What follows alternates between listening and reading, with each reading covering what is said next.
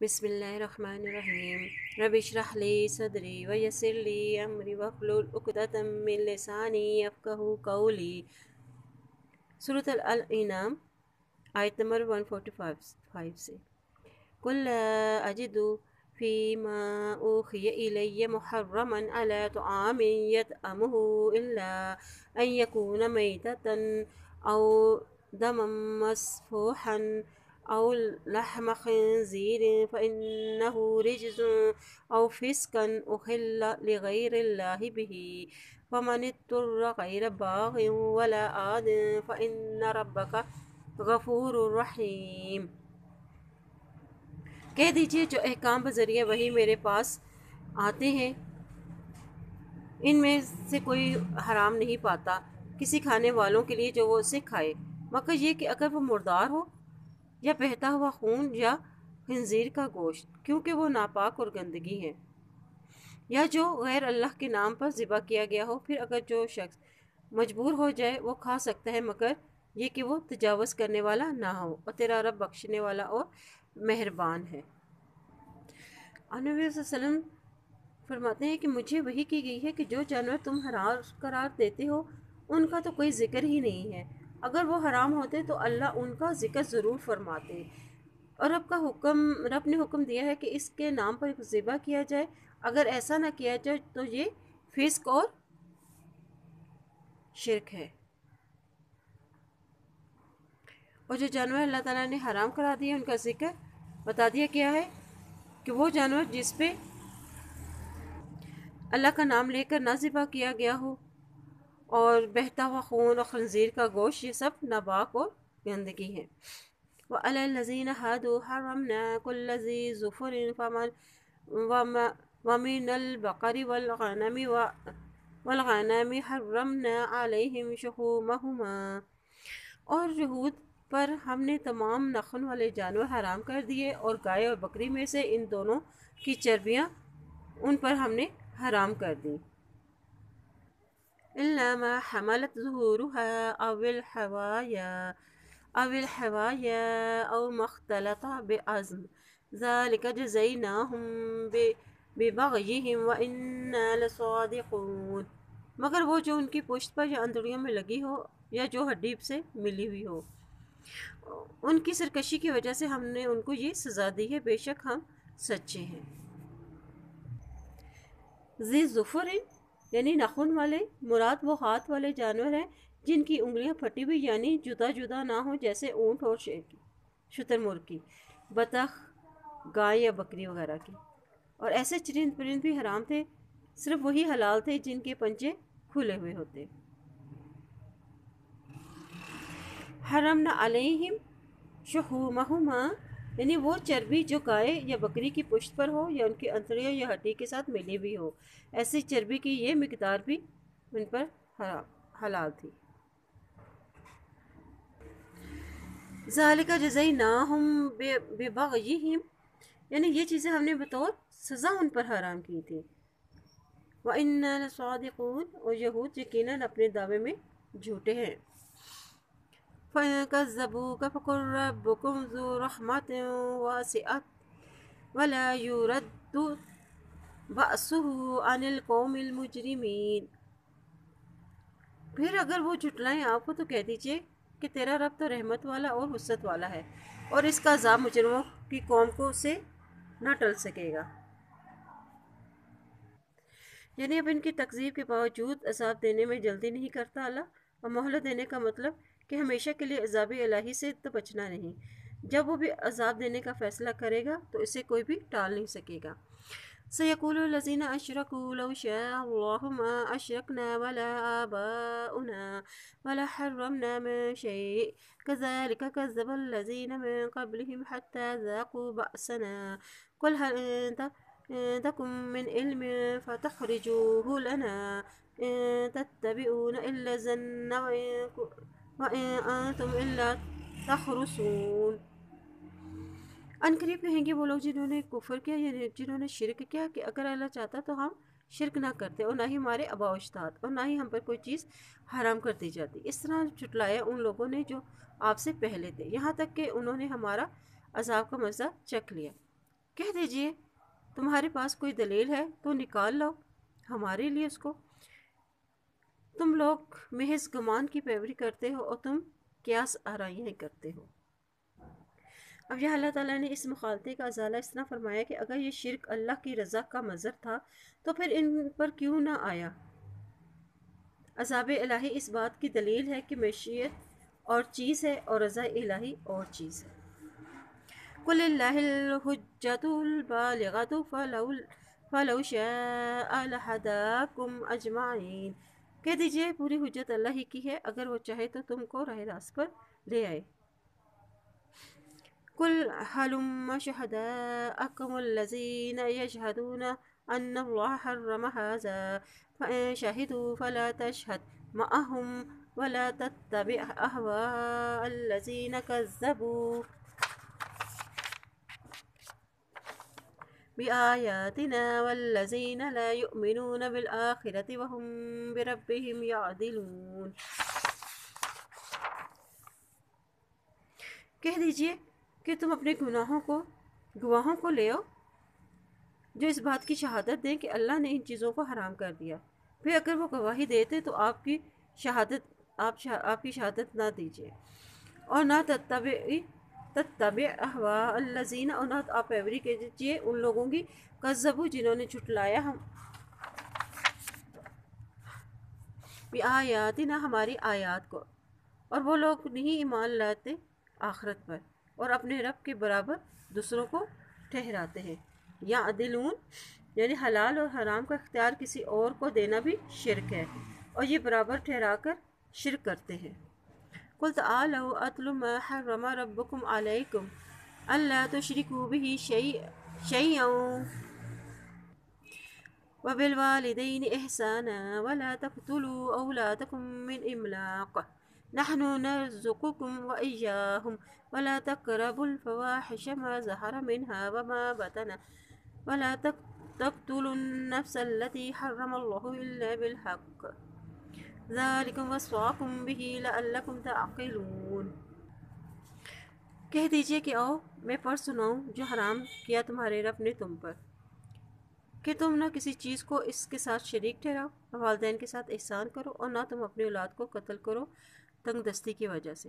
ہم رزق دیتے ہیں تم کو بھی اور ان کو بھی، اور نہ تم قریب جاؤ بے حیائی کے، جو ظاہر ہو اس میں سے اور جو چھپی ہو، اور نہ تم قتل کرو کسی جان کو وہ جو اللہ نے حرام کی حق کے ساتھ۔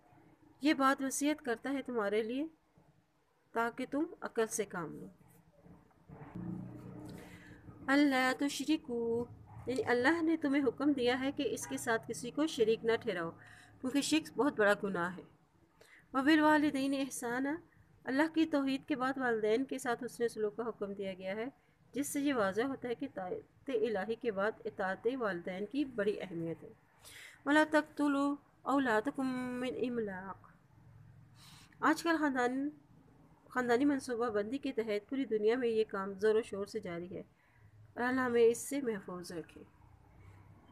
وَلَا تَقْرَبُوا الْفَوَاحِشَ مَا ظَهَرَ مِنْهَا وَمَا بَطَنَ یعنی اپنے وسائل ذرائع اور راستے ایسے نہ اختیار کرو جو تمہیں بے حیائی کی طرف لے جائے۔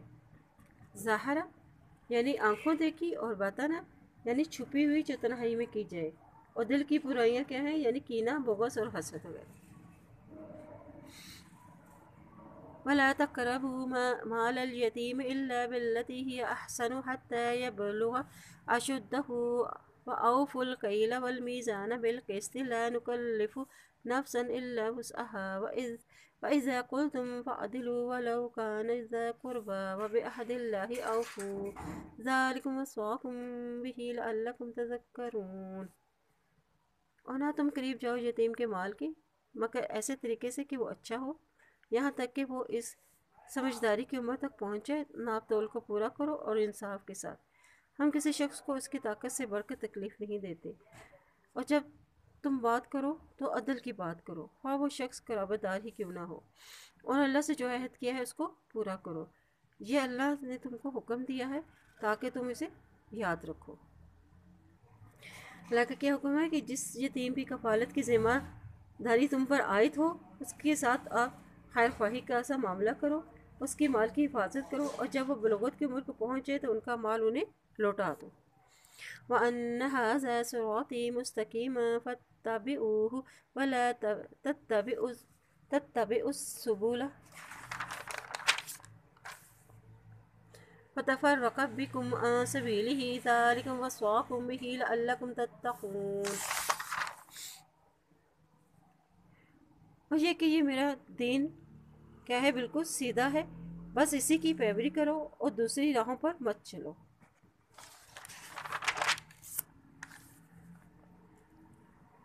وہ راہیں تم کو اللہ کی راہ سے جدا کر دیں گی۔ یہ تم کو نصیحت کی جاتی ہے ساتھ ہی اس کے تاکہ تم پرہیزگاری اختیار کرو۔ یعنی حاضر سے مراد کیا ہوگی کہ قرآن اور دین اسلام یعنی وہ احکام ہیں جو صورت میں بیان کر دی گئے ہیں، یعنی توحید اور رسالت۔ وَلَا تَتَّبِعُوا السُّبُلَ یعنی شیطان کا راستہ گمراہی تفرقہ بازی کا راستہ ہے۔ ثم آتينا موسى الكتاب تماما على الذي أحسن وتفصيلا لكل شيء وهدى ورحمة لعلهم بلقاء ربهم يؤمنون۔ پھر دی ہم نے موسیٰ علیہ السلام کو کتاب پورا کرنے کا اوپر اس کی جو نیکی کرے اور بیان کرے ہر ایک کے لیے۔ اس میں کیا ہے، ہدایت ہے اور رحمت ہے تاکہ تم اپنے رب کی ملاقات پر ایمان رکھو۔ یعنی کتاب الہی کا مقصد کیا بتایا گیا ہے کہ وہ میں کیا ہے، اس میں ہدایت اور رحمت ہے، اور یہ ہدایت اور رحمت کن لوگوں کو ملتی ہے، جو آخرت پر ایمان رکھتے ہیں۔ وَهَذَا كِتَابٌ أَنزَلْنَاهُ مُبَارَكٌ فَاتَّبِعُوهُ وَاتَّقُوا لَعَلَّكُمْ تُرْحَمُونَ۔ اور یہ کتاب نازل کی ہم نے اس کو کیسی ہے، برکت والی ہے، بس اس کی پیروی کرو اور تقوی اختیار کرو تاکہ تم پر رحم کیا جائے۔ یعنی اللہ کی رحمت پانے کے لیے کیا کرنا ہوگا، اس کتاب پر عمل کرنا ہوگا، اور یہ کتاب کیسی ہے، برکت والی یعنی بھلائیوں والی ہے۔ أَن تَقُولُوا إِنَّمَا أُنزِلَ الْكِتَابُ عَلَى طَائِفَتَيْنِ مِن قَبْلِنَا وَإِن كُنَّا عَن دِرَاسَتِهِمْ لَغَافِلِينَ۔ یہ کہ اہل مکہ تم یہ نہ کہو کہ بے شک اتاری گئی کتاب اوپر دو گروہوں کے، اور یہ دو گروہ کون سے ہیں، یہود و نصارہ کے، ہم سے پہلے، اور ہم اس کے پڑھنے اور پڑھانے سے غافل ہیں۔ یعنی کہ ہماری زمان میں یہ کتاب نہ تھی، چنانچہ اس عذر کو قرآن عربی زبان میں اتار کر ختم کر دی گئی، اور ہمیں معلوم ہی نہیں ہے کہ اس میں کیا کچھ لکھا ہوا ہے۔ او تقولوا لو ان انزل علينا الكتاب لكنا اهدى منهم فقد جاءكم بينة من ربكم وهدى ورحمة فمن أظلم ممن كذب بآيات الله وصدف عنها سنجزي الذين يصدفون عن آياتنا سوء العذاب بما كانوا يصدفون۔ یا تم یہ کہو کہ اگر نازل کی جاتی ہم پر بھی کوئی کتاب، البتہ ہم اس سے زیادہ ہدایت یافتہ ہوتے، تو تحقیق آگئی تمہارے پاس تمہارے رب کی طرف سے کھلی دلیل، اس میں کیا ہے، ہدایت بھی ہے اور رحمت بھی ہے۔ تو کون بڑا ظالم ہے جو اللہ کی آیات کو جھٹلائے اور اس سے روکے۔ ان قریب ہم جزا دیں گے ان کو جو ہماری آیات سے منہ موڑتے ہیں، بڑا عذاب بوجہ اس کی جو وہ منہ موڑتے ہیں۔ یزدفون منہ موڑتے ہیں یعنی اللہ کی آیات کو جھٹلاتے ہیں۔ هل ينظرون الا ان تأتيهم الملائكة او يأتي ربك او يأتي، نہیں وہ انتظار کرتے کہ آئے ان کے پاس فرشتے یا تیرا رب آ جائے، یا بعض آیات ربک، یا آ جائے بعض آیات تیرے رب کی۔ یوم یأتی بعض آیات ربک لا ينفع نفسا ایمانها لم تکن آمنت من قبل او کسبت فی ایمانها خیرا قل انتظروا انا منتظرون۔ اور جس دن آئیں گے بعض آیات تیرے رب کی، نہیں نفع دے گی کسی شخص کو ان کا ایمان اور وہ اس سے پہلے ایمان نہ لایا تھا، یا اس نے اپنے ایمان میں کسی نیکی کو کمایا۔ کہہ دیجئے کہ تم انتظار کرو، بے شک ہم بھی انتظار کرنے والے ہیں۔ آیات ربک یعنی وہ نشانی جو قیامت کے قریب، یعنی دجال جانور کا زمین سے نکلنا اور سورج کا مشرقی بجائے مغرب سے طلوع ہونا۔ قرآن اور نبی کی رسالت کے قرآن اور نبی کی رسالت کے ذریعے ہم نے حجت تمام کر دی ہے۔ اب بھی اگر یہ گمراہی سے باز نہ آئے تو کیا یہ اس بات کے منتظر ہیں کہ ان کے پاس فرشتے آئیں ان کی روح قبض کرنے کے لیے؟ اس وقت وہ ایمان لائیں گے، یا آپ کا رب ان کے پاس آئے یعنی قیامت برپا ہو جائے، وہ اللہ کے روح پیش کیے جائیں، اس وقت ایمان لائیں گے؟ یا آپ کے رب کی کوئی نشانی آ جائے یعنی قیامت کی نشانیاں دیکھ کر کیا یہ ایمان لائیں گے؟ اور کافروں کا ایمان فائدہ مند نہ ہوگا، یعنی ان کا پھر ایمان قبول نہ کیا جائے گا۔ قُلْ انتظروا انما منتظرون، یعنی یہ ایمان نہ لانے والے ہیں اور توبہ نہ کرنے والوں کے لیے وعید ہے۔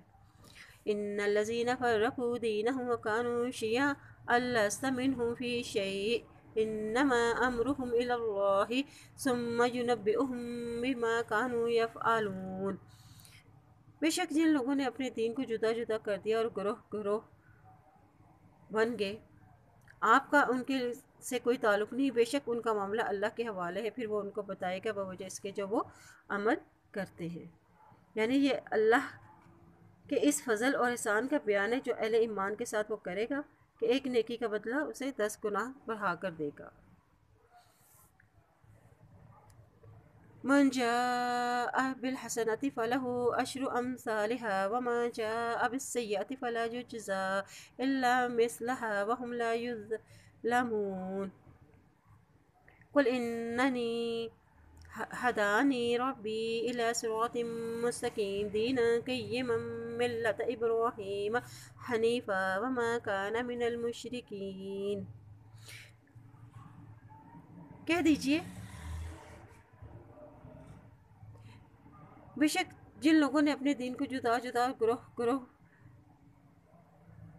بن گئے، آپ کا ان سے کوئی تعلق نہیں، بے شک ان کا معاملہ اللہ کے حوالے ہے، پھر وہ بتائے گا ان کو اس کے باوجہ اس کے جو وہ عمل کرتے ہیں، اور جو نیک کام کرے تو اس کے 10 گناہ ملے، اور جو برا کام کرے تو اس کے برائی کے برابر اس کو سزا ملے گی، اور ان پر کوئی بھی ظلم نہ کیا جائے گا۔ اور کہہ دیجئے کہ میرے رب نے سیدھا راستہ دکھایا ہے، اور وہ دین مستقیم ہے، اور جو طریقہ ہے ابراہیم علیہ السلام کو جو یکسو تھے اور وہ مشرکین میں سے نہ تھے۔ قُلْ إِنَّ صَلَاتِي وَنُسُكِي وَمَحْيَايَ وَمَمَاتِي لِلَّهِ رَبِّ الْعَالَمِينَ، کہہ دیجئے میری نماز اور میری عبادت، میری زندگی اور میری موت اللہ ہی کے لیے ہے جو رب العالمین ہے۔ لا شریک لہ وبذالک امرت وانا اول المسلمین، اور نہیں میں کوئی شریک اس کا، اور مجھ کو حکم دیا گیا ہے کہ میں سب سے پہلے ماننے والا ہوں۔ قل اغیر اللہ ابغی ربا وهو رب كل شيء ولا تكسب كل نفس الا عليها ولا تزر وازرة وزر اخرى ثم الى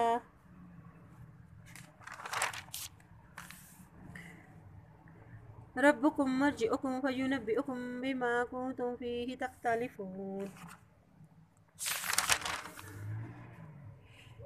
کہہ دیجئے کہ سوائے اللہ کے اور رب کو بنانے کے لیے کوشش کرتے ہو، حالانکہ وہ ہر چیز پر قادر ہے، نہیں وہ بوجھ ڈالے گا بوجھ اٹھانے والا، نہیں وہ کوئی بوجھ اٹھائے گا بوجھ اٹھانے والا دوسرے کا بوجھ، یعنی ہر کوئی اپنے اعمال کا خود ہی ذمہ دار ہے، جو جیسا کرے گا اسے اسی حساب سے جزا اور سزا پائے گا۔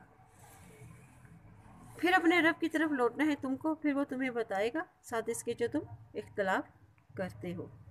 هو الذی جعلکم خلائف الارض ورفع بعضکم فوق بعض درجات لیبلوکم فیما آتاکم ان ربک سریع العقاب وانہ لغفور رحیم۔ اور اللہ وہ ذات ہے جس نے تم کو زمین میں خلیفہ بنایا، تمہیں بلند کیا بعض تم میں سے بعض کے درجات کو، تاکہ تمہیں آزمائے، اور اس میں سے جو تمہیں دیا، بے شک تیرا رب جلد سزا دینے والا ہے، بے شک وہ البتہ بخشنے والا اور مہربان ہے۔ یعنی حکمران بنا کر اختیارات سے نوازا ہے، ایک کے بعد دوسرے کو اس کا وارث یعنی خلیفہ بنایا ہے۔ کیوں؟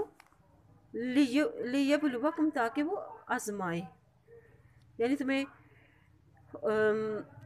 علم و جہل دے کے، صحت و بیماری اور بادشاہت حکومت خلیفہ بنا کے تمہیں آزمائے، اور تیرا رب جلد حساب لینے والا ہے اور وہ بخشنے والا اور مہربان ہے۔ الحمدللہ آج صورت الانعام ختم ہو گئی ہے۔ آئیے دیکھتے ہیں ان کے چند احکام کی طرف نظر ڈالتے ہیں۔ اللہ تعالیٰ پر مکمل بھروسہ کریں اور یہ یقین رکھیں کہ زندگی اور موت کا مالک صرف اللہ تعالیٰ ہی ہے، اور موت کا ایک وقت مقرر ہے، نہ ایک گھڑی پہلے نہ ایک کم۔ مادی ترقی انسان کو اللہ کے عذاب سے نہیں بچا سکتی جب تک کہ اپنے عمل کو درست نہ کیا جائے، اور صبر سے کام لیں، مایوس نہ ہوں دوسروں کے رویوں پر۔ اللہ ہی ہدایت دیتا ہے، اللہ ہی ہدایت کی توفیق عطا کرتا ہے۔ اپنی اصلاح کریں اور اپنی کوتاہیوں پر نادم ہوں۔